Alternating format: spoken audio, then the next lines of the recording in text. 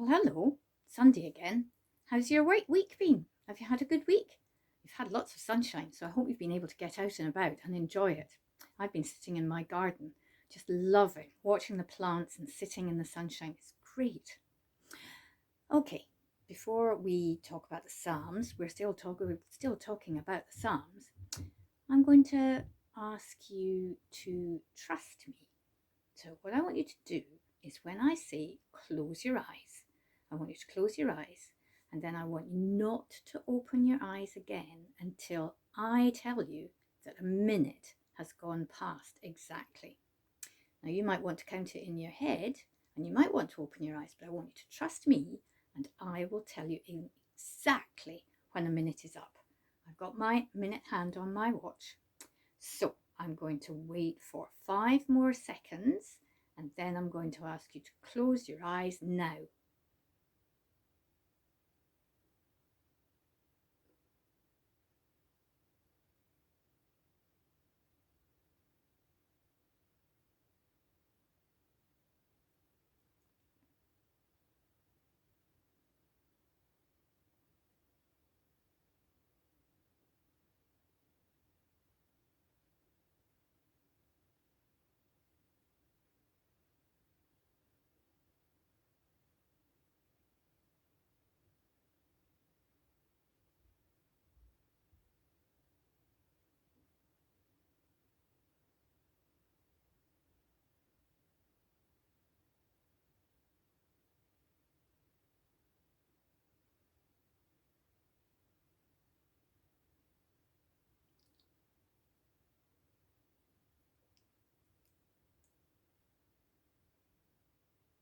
A minute's up. How many of you opened your eyes before I said a minute was up? That seemed like a very long time, didn't it? But did you trust me that I would definitely tell you when the minute was up? I hope you did. Now, I'm going to do another minute exercise because I've got to go and get my Bible. So I'm going to leave, and same thing. I wonder if you can just sit for a minute and look at, I don't know, you could look at the books behind me till I go and find my Bible. I wonder if you can sit for a minute just waiting patiently. That's quite a hard thing to do, isn't it? I'll just go and get my Bible.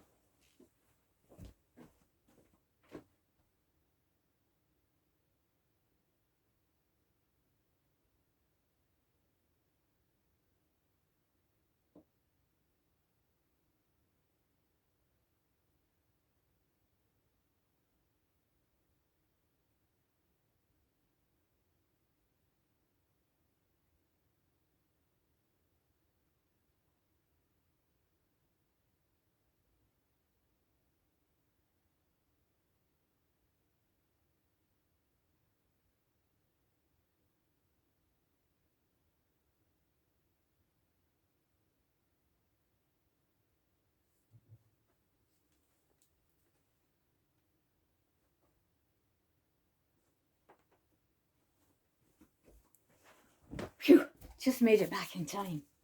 Just exactly a minute. Now, I wonder, did any of you just fast forward that minute? Or did any of you think, I'll just go and look at something else, she'll be back? Or did you wait patiently for that long minute? It's quite hard. A minute can seem like a long, long time.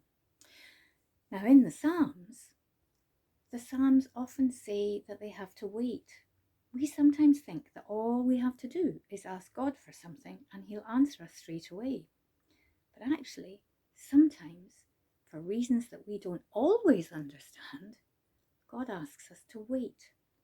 And the great thing about the Psalms is there are Psalms that explain just how that feels. We're going to look at two of them today. So I've got my Bible ready. If you want to get your Bible, the first one is Psalm 12. Ha, that'll teach me. Sometimes I get things wrong. It's not 12, it's Psalm 13. We all get things wrong, don't we? Well, this psalm is about needing God's help. But it starts off with the psalm writer saying, How long, O Lord, will you forget me forever? How long will you hide your face from me? How long shall I take counsel in my soul, having sorrow in my heart daily? How long will my enemy be exalted over me? Now, the psalmist, and it was David again, he was brave enough to speak to God about what really bothered him, about the fact that he thought that God had forgotten him. He was ready to say, please God, turn back and help me. Consider and hear me, O Lord my God. Enlighten my eyes, lest I sleep the sleep of death, lest my enemies say, I have prevailed against him, lest those who trouble me rejoice when I am moved. In this bit of the psalm, David imagines the very worst, that God isn't going to help him at all and he's going to die. But then David remembers something. But I have trusted in your mercy. My heart shall rejoice in your salvation. I will sing to the Lord because he has dealt bountifully with me. You see, what David knew was that he could trust God because God had helped him in the past. He could trust God because he could see that God had done wonderful things for others. And maybe he still thought it was long and he had to wait patiently, but he knew that God would help him and he could trust God. Now, there are some people in the Bible that you might remember who had to wait a long time and had to trust God. Let's have a think. Joseph had to trust God for a long time. His story started off with his brothers putting him down in a pit and then selling him as a slave. And then he got thrown into prison. That would be a long time when Joseph could very easily have stopped trusting God. But he never did. And of course, in the end, Joseph was able to see his brothers and his father and was raised up to be a great man in Egypt. And then there was Hannah. Do you remember the story of Hannah and Samuel?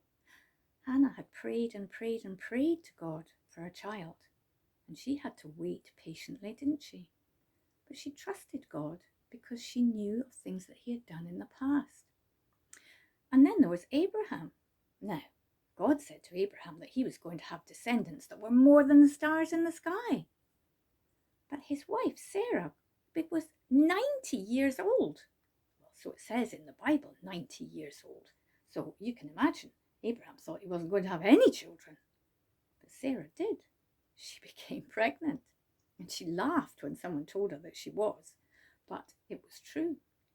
You see, God sometimes works in a long-term way. We live in a short-term way, don't we? We want things to happen right now. But God knows that sometimes it's right to wait patiently. And the second psalm I'm going to read, this one, is Psalm 130. And it really is 130 this time. And this is the psalm. Out of the depths I have cried to you, O Lord. Lord, hear my voice. Let your ears be attentive to the voice of my supplication. If you, Lord, should mark our iniquities, O Lord, who could stand? But there is forgiveness with you, that you may be feared. I wait for the Lord. My soul waits, and in his word I do hope. My soul waits for the Lord, more than those who watch for the morning. Yes, more than those who watch for the morning.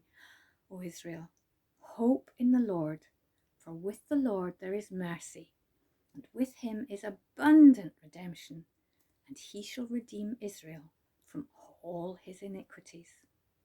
There are some words there that are quite strange. Supplication is just listen to the voice of me asking you to help.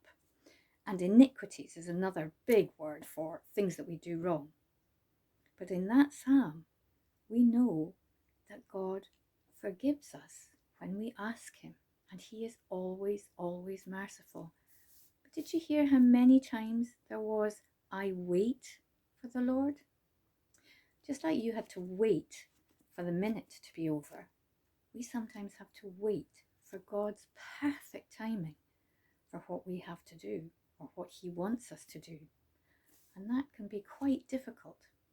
But if we look at Psalms like this, we know that God can show us that He is worthy to be trusted, because in the past He has always kept His word.